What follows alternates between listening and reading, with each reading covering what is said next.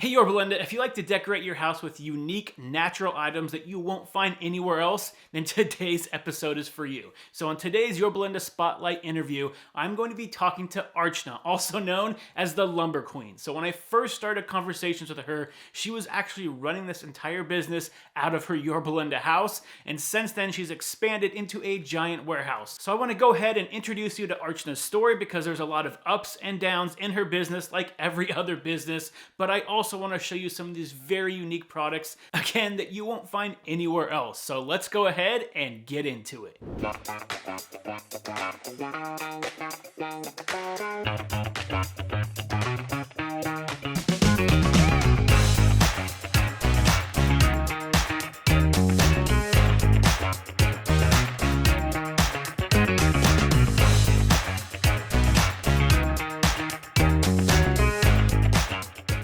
Okay, everybody, so welcome back to the show. So today I am here with Archana, the Lumber Queen. So Archana, thank you so much for inviting me to this crazy location with all this cool wood. So thank you. The first questions that I always have for you is, before we get into the actual business side of things that you see here, can you tell Yorba a little bit about yourself first? Well, as you know, my name is Archana Massey. Yep. We live in Yorba. Okay. We have actually been in Yorba for over 20 years. And I originate from India. Okay. And I came to the United States about 22 years ago. Okay. And since then, business has always been my passion. Yep. And how this business started was, this was really not planned. Okay. In 2011, my father passed away. Oh, okay. And after that, I just couldn't function. I couldn't work in the corporate world. Okay. So what I did was I stayed home and I started making floral arrangements and small candle holders and stuff like that. Yeah. One day I decided to walk into Sam's Clubs and I said, hey, I want to do road shows with you. Okay. And that's how the whole thing started. Okay. I became a roadshow vendor with Sam's Club. That was my first account ever. Yeah. And so the journey goes on. Okay. So what kind of made you go from making them at home to kind of taking that step, saying, I want to be in this giant superstore basically and try to do road shows? Was there something that kind of spurred that decision, or just something that you kind of walked in and all of a sudden it hit you and that's what you wanted to do? Well, when my father passed away, I was very depressed, and I had to look into myself and ask myself a question, that what is it that I really want to do? Because nothing I did really made me happy at that time. And the answer was decorating. Okay. I clearly remember I was on Lakeview driving actually to work at that day, and I asked myself, morning 8 o'clock, I said, what is it that I would like to do? Yeah. And my answer was very clear. It was decorating, because I love to decorate. Okay. So I said, okay, that's fine. I'm gonna, just go to Sam's Club and see if they'll give me a chance. First, they put me away. They didn't want to listen, and they kept giving me numbers that didn't exist. Okay. And then the Corona Sam's Club member, he was very nice enough. He said, hey, bring me some products. Let me see what you do. Yeah. And then we're gonna go and present your items to the buyers. Okay. So he saw the items, he loved them, and he said, I'll introduce you to the buyers. Wow. So that's how it started. The Sam's Club buyer was very nice. Yeah. She gave me 18 Sam's Clubs to start the business. Oh, wow, okay. So, and then I walked into one of the furniture distribution centers here. They're in Chino, and the owner saw the products and he said, I won't buy anything from you. So that kind of made me disheartened. Yeah. He goes, I won't buy anything from you, but he goes, I will give you a chance to come and do a trade show in my Vegas booth. Yeah. And I'm like, Vegas? Why would I want to go to Vegas, you know? So he goes, there are trade shows. It's a world famous trade show, the furniture trade show at the World Market Center. Have you heard of that? And I'm like, no, I've never heard of that.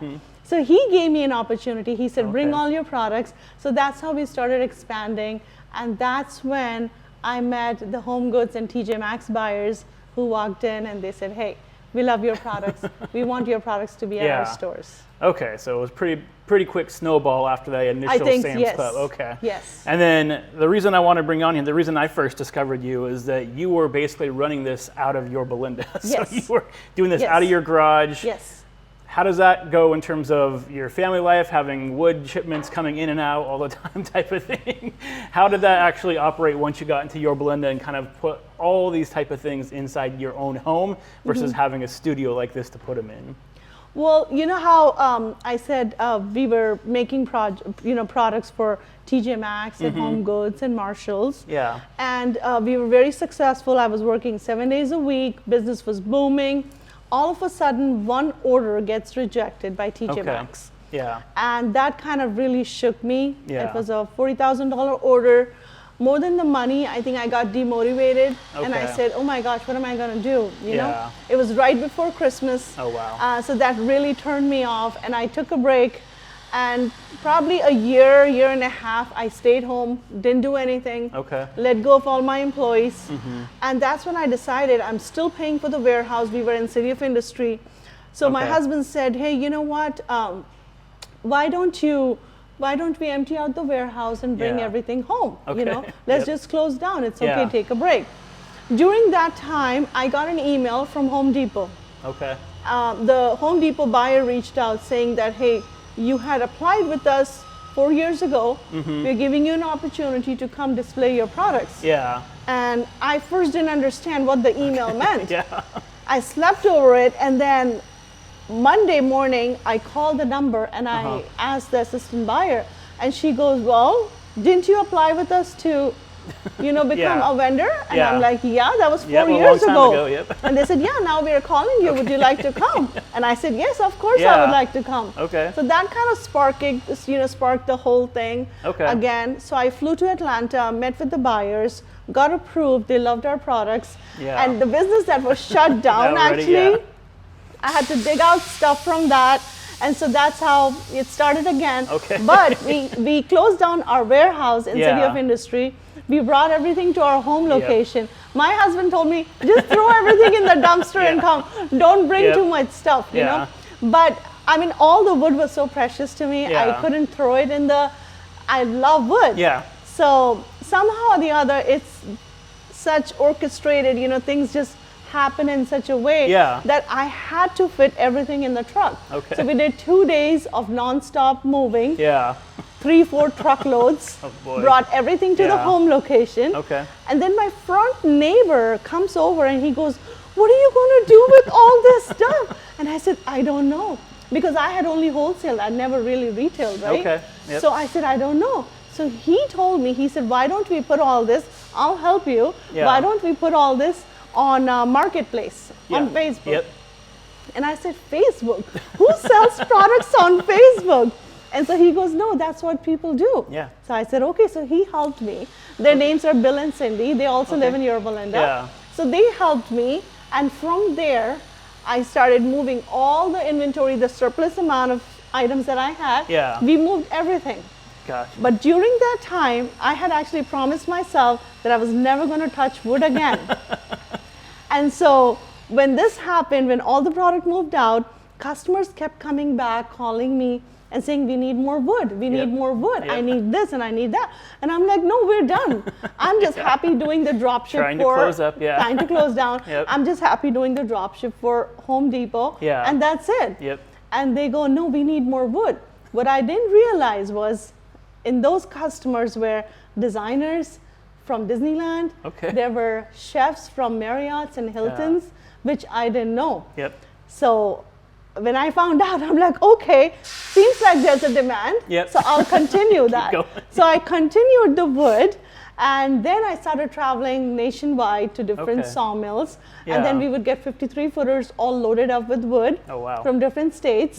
One thing I wanted to do was I did not want to do too much of our own local wood. I wanted to bring in something that was exotic from outside. Gotcha. And that pretty much led you to this that we see here today.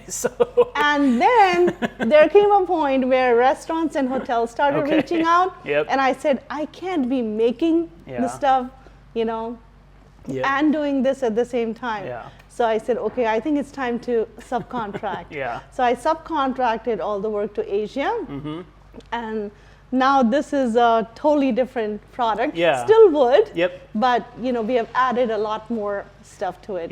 So now the containers are coming from Indonesia, Thailand. Okay, so that kind of brings us to the actual business side of things and what you sell. So if no one, or if someone here has never heard of you before, what kind of stuff do you sell? I mean, we have a kind of display back here of the different types of woods and things, but so everything exotic, everything exotic, everything one of a kind, things that you don't find elsewhere. Okay. That's what I like to carry. Okay. Something what your neighbor won't be able to say ever, hey, I have that piece. You know what I mean? Yeah. So it has to be different. And that's what we have. We have a lot of teak root products here that are made out of the real teak root. You know, they are dug out, so there's a lot of work involved. Sometimes they even have stones hidden in and we leave it like that because I like to display the natural organic look of the wood. And then we have dining tables, we have live edge slabs. I have also incorporated a lot of the olive jars recently. This is my passion again. And a lot of the decor products that you can see, you know, with the, the console tables with the teak root. And then the other wood that we bring in highly is the monkey pod. It's called monkey pod, but it's actually the species called acacia. And in Indonesia, it's called the rain tree. It's one of their famous woods over there. So I try to bring in a lot of that. Gotcha. So I mean, it seems like here, and you've seen it from the intro on there is a bunch of different types of wood. You've got bowls, you have even sinks here, looks like made of some type of stone that you can sell as well. This is actually marble, and we also have petrified wood, which is like 100 to maybe 200 year old, million years old wood that was fossiled inside. And so these here are the slabs of the petrified wood. Gotcha. Okay, so if you're looking to decorate your house, basically, this is a great place to start if you want that natural look. You have almost a piece for almost every room in the house if you want it. So if someone does want to stop by and kind of browse, because like we were talking about earlier, the product's always changing in here. There's never one same thing. It's going to be different every time here. So if someone wants to come down and check out this place, is there certain hours they can? Do they need to make an appointment? How do they go about doing that? Well, appointment would be the best because we have sometimes designers come in, sometimes, so it would be nice if I can give them each attention. But usually from 11 to 3:30 I'm here.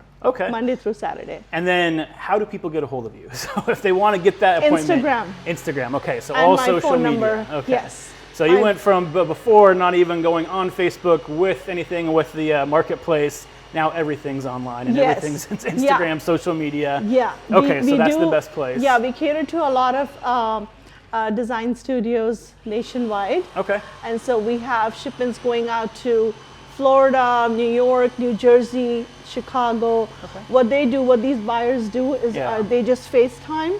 So they FaceTime and they'll pick the products and then they'll pack it, put it on the pallet and go from there. And if someone locally maybe wasn't able to stop by here, are they able to do that FaceTime type of thing with you as well? Yes, of course. And so if anybody wants to get a hold of you, Instagram is the best way to do that.